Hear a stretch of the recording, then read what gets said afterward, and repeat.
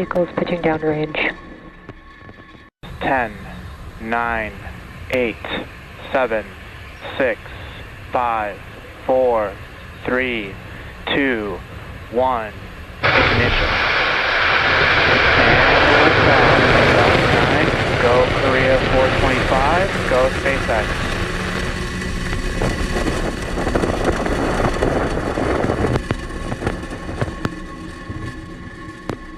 Vehicles pitching downrange.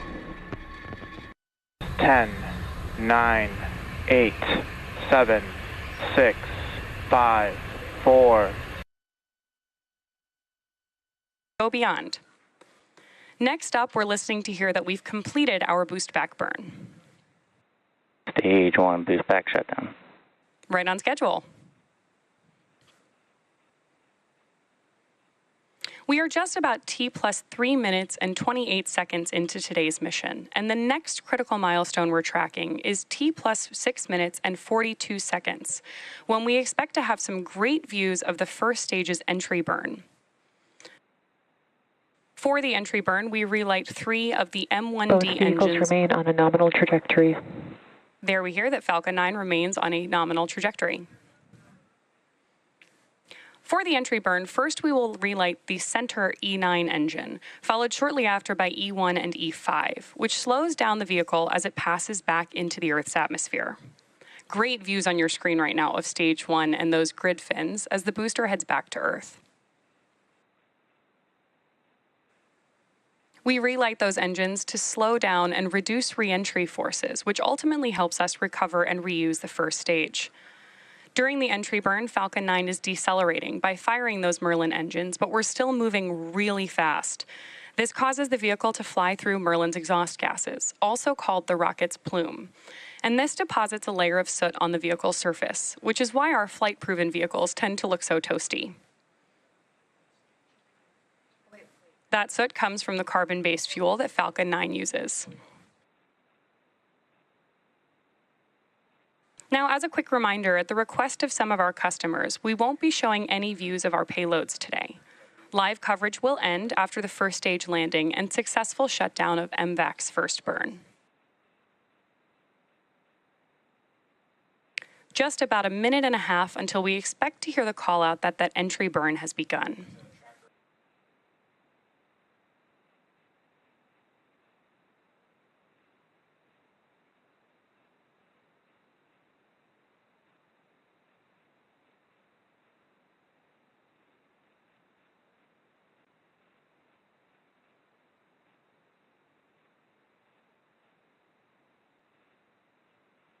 Those grid fins on your screen are the primary mechanical mechanism that we use to steer the booster on its way back to Earth.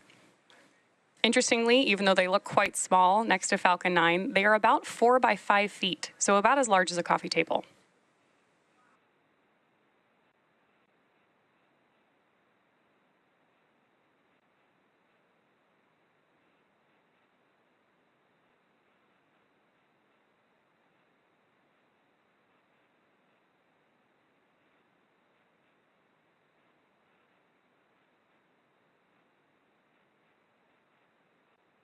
Of course, we reuse our boosters and fairings here at SpaceX because reusability is a key to lowering the cost of spaceflight, which enables more investments in critical scientific research.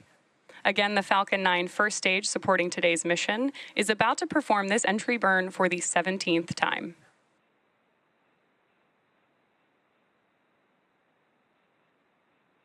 Great views of the coast of California beginning to come onto your screen now.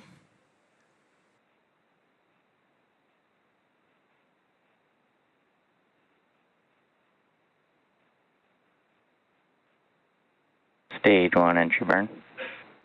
Confirmation of entry burn startup.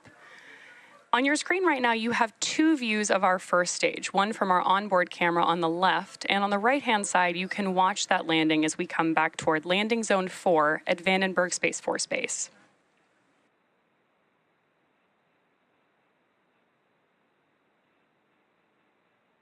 Stage 1 entry burn shutdown. Confirmation of entry burn end. The Merlins on board the first stage are optimized for sea level.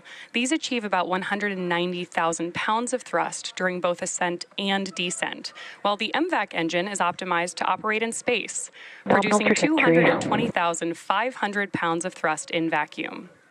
Coming up next, we'll shut down our MVAC engine on the second stage, followed quickly by our landing burn on the first stage. And as a reminder, we are targeting a land landing at landing zone 4 at Vandenberg Space Force Base today, which is just west of our launch pad. Stage 1 transonic. Stage 2 FTS has saved.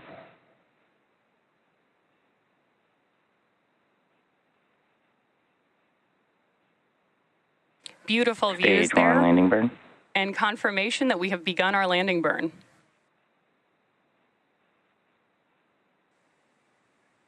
We're now waiting for Falcon to land back at landing zone 4.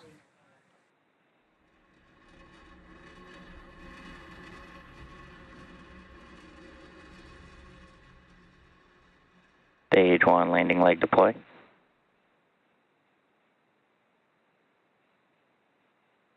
And there you have it. Stage That 1 marks landing confirmed. SpaceX's 250th recovery of an orbital-class rocket, including first-stage landings for Falcon 9 and Falcon Heavy.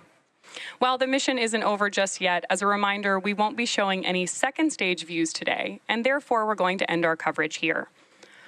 All of us at SpaceX want to give a big thank you to our customers, including Korea, Space BD, CTIL, D-Orbit, York Space Systems, and Planet IQ for entrusting us with today's mission. For those of you interested in learning more about today's payloads and deployments, please head over to our customers' websites for more information. We also want to give a shout out to the Range and Federal Aviation Administration for supporting today's launch. Thanks to all our viewers for tuning in and for your continued support. We'll see you again soon.